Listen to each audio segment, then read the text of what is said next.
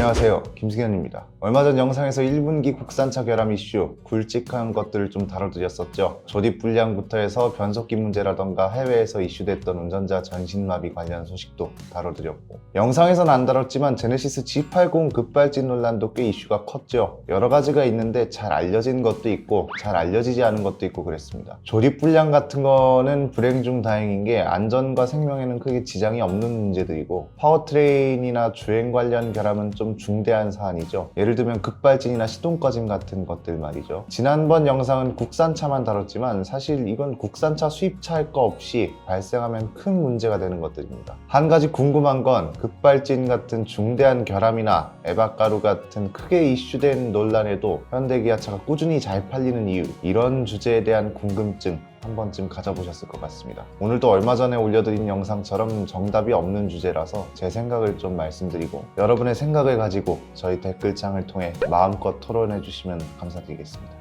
자, 결함과 관련해서 수많은 사례들을 봐왔고 직접 취재도 많이 했고, 국산차뿐만 아니라 수입차도 여러 번 문제가 있었습니다. 이게 상대적인 시각으로 많이 팔리기 때문에 그만큼 문제도 많이 발견되는 거다, 이렇게 보시는 분들도 있고요. 문제가 그만큼 많은데 왜 많이 팔리는지 이해가 안 간다, 이렇게 반박하시는 분들도 있고요. 저도 이 질문에 대해서 막 깊게 고민해보거나 그런 적은 없는 것 같은데 이게 좀 그렇긴 하더라고요. 아니, 이렇게 심각한 문제가 많은데 판매량은 맨날 1위야? 무슨 말이지 저게? 저희가 내보낸 결함 기사만 하더라도 하나에 수십만 조회수는 기본이고, 심지어 공중파 뉴스에서도 보도를 하는데 여전히 판매량은 상위권을 차지하는 차들이 있습니다. 이게 왜 그런가 고민을 해보니까 당연하지만 쉽게 떠오르지 않는 이유들, 그리고 조금 씁쓸한 이유도 있었습니다.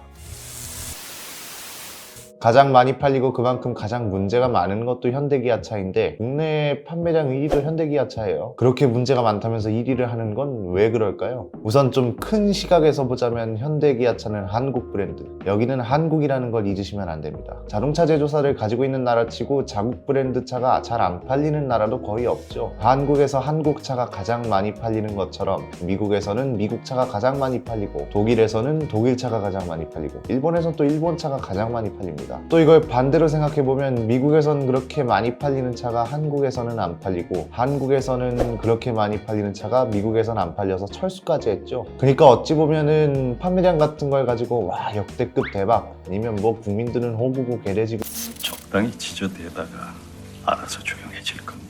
이런 불필요한 논쟁이 필요 없다는 걸 수도 있다는 겁니다. 물론 새로 나온 신차가 안 팔리는 건 또 이야기가 달라지겠지만 어떻게 보면은 당연한 현상이기 때문에 불필요한 소모를 할 필요가 없을 수도 있다는 겁니다. 조금 작은 시각으로 들어가 볼까요? 저도 이건 생각지도 못했는데 예전에 에바가루 인터뷰, 이 논란 중심에 서 계셨던 분하고 인터뷰를 하면서 제가 이런 질문을 했었습니다. 에바가루 관련해서 이미 알고도 구매를 했으니 소비자 책임도 있다, 이렇게 말하는 분들도 많은데 이에 대해서는 어떻게 답변을 할 거냐, 이렇게 물었더니 돌아온 답변이 사실 이 문제 자체를 걸고 넘어지는 사람들은 우리처럼 소수다, 이런 말이었습니다. 실제 구매층들은 40, 50대가 대부분이라는 건데 좀 더 그분의 답변을 덧붙이자면 실제 구매층은 40, 50대가 가장 많다, 그분들의 여론을 무시하는 것이 아니라 아예 인터넷을 안 하는 분들도 계시고 애초에 이쪽에 관심이 없거나 동호회 활동조차 하지 않는 분들이 많다, 이런 말로 이어졌었습니다. 사실 이것도 깊게 생각해보면 맞는 말이죠. 보통 포털 콘텐츠나 아니면 유튜브 같은 것들 봐도 가장 많이 보는 연령층이 30대, 그리고 유튜브나 이런 곳들에 얼마나 많은 콘텐츠가 있겠습니까? 실제 차주들 중에 그런 문제들에 얼마나 관심을 갖고 얼마나 찾아보는지 생각해보면 어느 정도 이해가 되더라고요. 실제로 차를 사기 전에 전시장에 가서 시승 한번 안 해보고 사는 사람도 많고, 인터넷도 뭐 포털 자동차판 아니면은 뭐 유튜브에서 자동차 관련 영상 보시는 분들 아니면 아예 모른다는 거죠. 자동차를 사는 사람들이 모두 자동차에 관심 있는 사람들도 아니고요. 뭐 다 그런 건 아니겠지만 우리가 가방 브랜드 같은 거 잘 모르는 거랑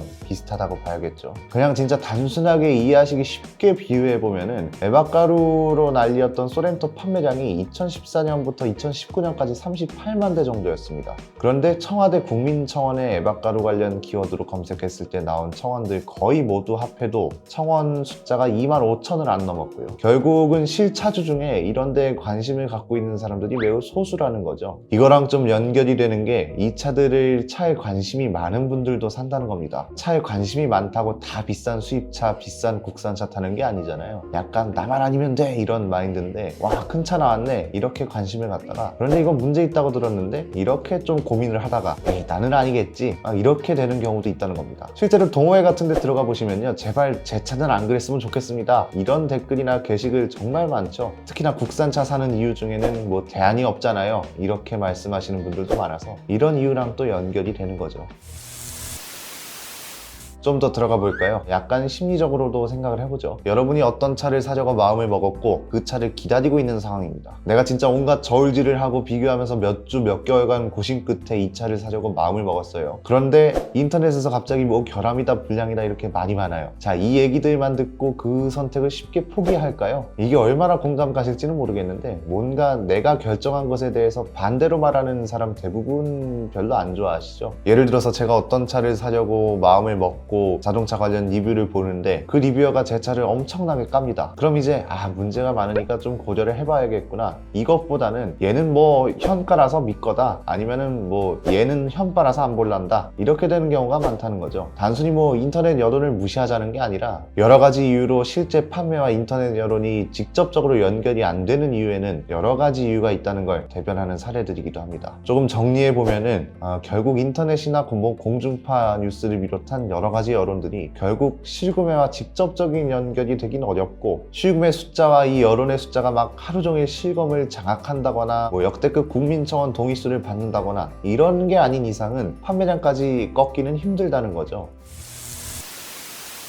그렇다면 한 가지 또 의문인 게, 그럼 제주사는 단순히 판매량에 영향이 없어서 이런 문제들을 해결을 안 하고 있는 걸까요? 이게 맞는 말이긴 하지만 완전 정답은 아닌 것 같습니다. 실제 판매량과도 연관이 있겠지만 제도적인 문제도 분명히 존재하죠. 잘못된 걸 아무도 지적 안 하고 제재도 안 하면 그냥 두는 게 편하죠. 사실 그냥 둬도 잘 팔리고 돈이 되는 거잖아요. 기본적으로 제도적인 부분에서 구멍이 많습니다. 우선 좀 흔히들 아실 만한 것부터 살펴볼까요? 레몬법. 한창 레몬법 관련해서 도입을 했네 안 했네 말이 많았죠. 국내에는 국산차, 수입차 브랜드들 꽤 다수가 레몬법을 도입했는데 이 변화를 체감하는 소비자는 그리 많지 않았습니다. 이유는 간단합니다. 미국 원조 레몬법은 제재 부분에서 법적 강제성이 있는데 한국 레몬법은 단순 권고사항에 그칩니다. 그러니까 너네 이거 보상해주는 게 좋을 것 같아 이렇게 얘기하고 제조사는 오케이 잘 알아들었고 다음부터 잘할게 이러고 끝나도 그만이라는 거죠. 그리고 이 레몬법 이전에 또 이슈됐던 게 징벌적 손해배상 제도였습니다. 이 내용은 아반떼 시트 결함 영상에서 말씀드렸었는데 다시 한번 짚고 넘어가 보죠. 폭스바겐 디젤 사태, BMW 화재 사태, 다양한 국산차 결함들 이런 게 한창 터질 때 징벌적 손해배상 제도 변화를 촉구했죠. 열심히 말만 하고 바뀐 건 일부입니다. 여기에 징벌 성격을 넣긴 했는데 손해배상 대상이 생명 또는 신체에 중대한 손해를 입었을 경우에만 해당되도록 바뀐 게 전부. 이건 다시 말하자면은 배상을 받을 수 있는 범위가 매우 제한적이라는 거죠. 목숨을 잃거나 정말 크게 다친 경우에만 해당된다는 겁니다. 재산 피해는 적용되지 않는 거고요. 이건 다시 말하면 실효성이 없는 거죠. 폭스바겐 사태 이후에는 국회에 징벌적 손해배상 관련 법안이 8건이 올라왔고요. 이제 선거 끝났으니까 뭐 얘기를 해보자면 이 당시 여당이었던 새누리당이 1건, 더불어민주당은 7건을 냈고 민주당 법안 중에는 재산 피해도 포함시키자는 내용이 일부 있었습니다. 배상 한도도 법안을 발의한 대표 의원별로 3배에서 12배까지 다양했습니다. 국회 소기록에 따르면 당시 정부가 야당안을 반대한 것으로 나와 있고 국회 검토 보고서에는 전경련이 기업활동 위축을 초래한다고 반대 의견을 낸 것으로 나와 있고요. 결국은 당시 여당안대로 됐습니다. 중요한 건 당시 민주당 의원들도 특별한 반대나 치열한 토론을 벌이지 않았던 걸로 기록되고 있고요. 그냥 대놓고 말하자면 이렇게 제대로 된 제도가 없다 보니 기업 입장에서는 시정 조치는커녕 그냥 문제를 무시해도 별 문제가 없는 겁니다. 기업이라는 게 이윤 추구가 제일 목적인데 이 친구들이 이걸 손해를 감수하면서까지 보상이든 시정이든 할 필요가 없는 거죠. 결국은 법과 제도로 소비자가 보호를 못 받는 대신에 법과 제도가 없기 때문에 기업이 보호를 받는 아이러니한 현상이 반복되고 있는 겁니다. 이게 자연스럽게 영상 전반부에서 말씀드린 중대한 결함이 이슈가 되는데도 인기 모델들의 인기가 계속해서 유지되는 그런 이유랑 연결이 됩니다. 기본적으로 그런 중대한 이슈가 실구매자들 귀에 잘 들어가지 않고, 이 말은 즉 중대한 문제가 있어도 실구매, 그러니까 기업의 이익과는 크게 상관이 없고 중대한 문제를 고치지 않아도 사주는 사람이 있기 때문에 기업 입장에서는 손해를 보지 않고, 또 그런 기업을 관리 감독할 수 있는 법과 제도도 마련돼 있지 않으니 악순환이 반복된다고 볼 수 있는 거죠. 앞에 인터뷰 내용 잠깐 언급드렸죠. 이런 문제 자체를 걸고 넘어지는 것도 저희처럼 소수입니다. 이 답변, 문제 자체를 걸고 넘어지는 사람이 소수이기 때문에 기업 입장에서는 크게 생각하지 않을 수밖에 없는 거라고 보입니다. 이건 결국 기업은 문제가 발생했을 때와 그 이후의 의식 수준이 변화하기가 힘들다는 거죠. 한마디로 정리할 수 있는 게,